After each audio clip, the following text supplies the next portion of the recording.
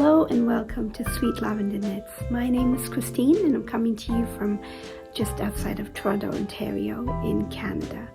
Today is January the 16th. It is a very bright Monday morning, and just before I start with the day, I thought I would sit down for a little bit of knitting. It doesn't happen every day, but I like to enjoy it when I can. For those that are new, welcome, and for those that are returning, thank you for coming back. For the month of January, I'm going to be doing weekly videos, and it's going to be recorded over different days in the week. I'm not sure what I have for you today as far as this video. I'll see how things go during this week. I know that I have to go in to work later in the week for a couple of days. We are working hybrid right now, so a few days at home and a few days in the office.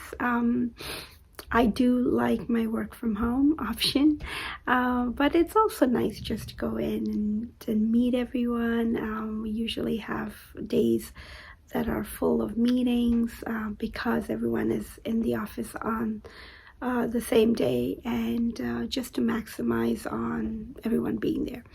While I'm sitting here and just knitting, I thought I would do some sample knitting.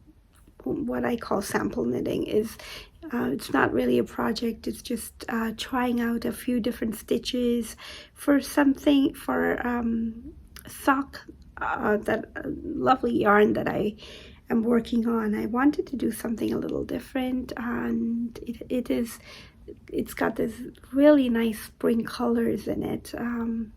I've shown it to you in my previous video. It was gifted to me, lovely yarn by Sherry Iris, and so I was thinking of a pattern, stitch pattern to go with that, and I'm coming up with different ones. So in the meantime, I thought I'd just do some sample knitting on this lovely yarn. Purple is one of my favorite colors. Well, I shouldn't say purple, it's not purple, it's mauve, but here are specks of purple. This was also yarn that was gifted to me one of my dear friends at work for birthday, I believe, maybe Christmas, a few years ago. I've lost the ball band, but I remember not so much the details of the yarn, but just that it was gifted to me, and it was especially because she knows that I like the color. I am using my DPNs. These are Zings, and I have 3 because I need a cable needle for, and I usually use my DPNs for a cable needle. I mean, I do have cable needles, but it's a lot easier just to grab these because you're already looking at the set. I haven't decided on the stitch pattern yet, but I'm just playing around with different ones. But I'm not sure if you can see that. I think I like that. It looks like a little flower. We'll see. I'm not sure if that's what I want to go for, but I'll keep knitting. And as you can see, I know that you're supposed to make a sample, you know, block it out and everything. I don't usually do all of that. I jump with both feet in. It gives me an idea of how this yarn will knit up, but of course the gauge is not what I will be using. These are much larger needles than what I usually knit my socks in. These are 3.5 millimeter. I'm not sure if you can see that. What I do use for my socks are 2.25, and I like doing them on magic loop rather than DPNs. I have knit socks on DPNs more for the experience, just to know if I would like it. I don't. So I know there are, you know, there's the DPN camp and the magic loop camp. I think I fall in the magic loop. It's just something, I guess sometimes you gravitate to what you're familiar with, and that's what it is. And yeah, that's my morning knitting, and I hope you have a wonderful day as well. See you in a bit. So after a bit of knitting, this is what I ended up with. A weird looking sample. Charlie. For anyone who does not know this method, it is when I am testing how a pattern will look in the round, and I don't want to work a full round. What I can do is just draw the loop on the back. So from here I just draw the loop. I usually just put my fingers in there so there's a little bit of slack, and then I slide my work over to the other side and start knitting again. It allows you to work the piece a little faster, the sample a little faster, and also it gives you that feel of what the pattern is going to behave when in the round. It might be different from doing it flat because you don't have to, there's no wrong side of the work.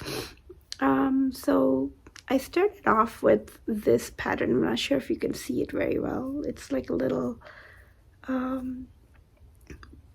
bird, but I want to make it look more like a flower or a tulip. Or I thought that's what I was going for. So I tried different, you can't really see it too well here because the yarn, the gauge is a little looser, but it also tells me something when I start knitting with this yarn. I know I knit a pair of socks for one of my mom's friends in this yarn.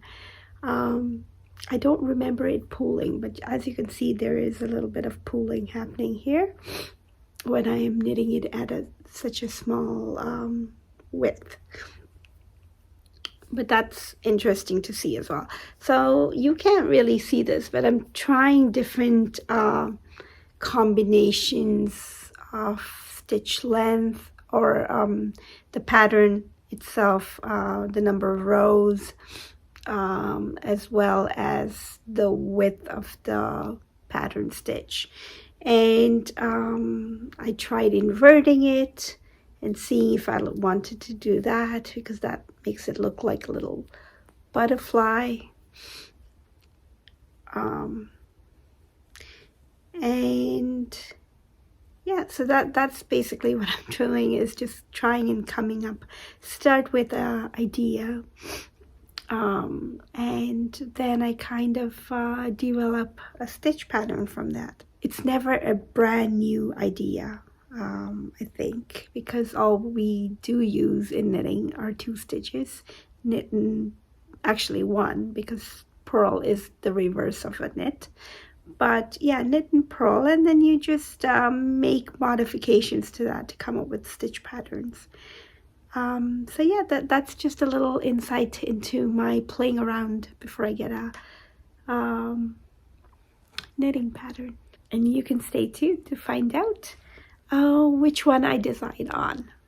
Talk to you later. Hi there, it is Sunday morning. Today is, I think, January the 22nd, maybe. I could be wrong, but it's a Sunday morning. And I think it's going to be a short one this week. Well, you'll see once I've edited. I don't know how much footage I really have. It's been a really busy week, and I knew it would be going into the week. I had to go into work later in the week, and it's also, there are some deadlines at work that I'm trying to meet, and so it's just been busy. The week coming up will also be quite busy, but hopefully it'll be a little bit lighter than this week. This week's just been a very gray week weather-wise, and even today it's really gray, hence the yellow background with the room light up ahead, and it's really gray outside. But it's not terribly cold. It's, I think, +2 degrees Celsius right now, which is pretty mild for January here. So I'll take that. You know, and I know that there are days when we are going into the colder temps. Even I think in the coming week, we had one day of freezing rain when I was in the office. So I took some pictures. I go into work downtown Toronto, and right when you come out of the train station, you have the CN Tower is pretty close by. So I took a picture of the CN Tower where you can't see the top of it. I'll put it here. It's just covered in fog. I wanted to take some footage on the train, but that might have to wait for you know, later in the year, maybe, when it's not dark. It's just so dark outside in the mornings when I'm leaving, and then when I'm coming home too, it's just so dark. Yeah, it's just been one of those weeks where just been plodding through, I guess. I wanted to leave you with just a little snippet of the last sock that I've been working on. For those of you who have been watching, I did dye up skeins of yarn for my kids for Christmas socks, and my oldest son, Adrian, his socks were delayed, and this is the reason why. This is what I was working on for him. Oops, this way. It's a little bit of a colorwork socks, and again, I'm using Advent minis, but I just wanted to do a little bit of colorwork just for my interest also. And so I picked up just a very common diamond pattern, diamond within a diamond, I think it is called, a chart, and it's a very, very simple chart, and I use different skeins of yarn. Well, two different minis actually. So this is one color and this is another color, where I try to fade them in, and I'm trying to use up similar colors just to see how it works. So very little work has been done on this, but I just wanted to share this with you. And this is, even though it's an easy pattern, it's just slow going because I put it down and then forget what the chart is. So I have to kind of look at it. And I'm a little stumped at this point, which is why I stopped here, is because now I'm going to be doing the foot or the heel, and I don't know what I should do. Like, should I continue in color work? I've never done that before. The heel turn, I don't really like doing that. The heel turn, heel flap, heel turn, and gusset. I don't like doing that. I think my very first heel pattern was Fish Lips Kissed Heel, and it's a great pattern. You can pick it up for $1. And essentially what it is a short row heel. So I'm just trying to think of how I can do this, because I do want to continue with the color work, but of course I can't continue color work only on the top of the foot. I have to go around it, and I don't know what to do about the heel. So maybe I will do it as a afterthought heel. Anyone who's worked color work socks before, please give me your suggestions on what I can do here. But yeah, so I kind of stopped there, and I'm thinking about it. But yeah, that's the socks that I was working on, just a few rows.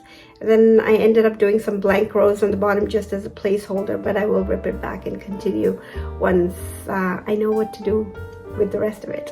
So yeah, that's it for this week. Thank you very much for watching. I hope you've had a lovely time of crafting, while I'm assuming that you were, while you were watching.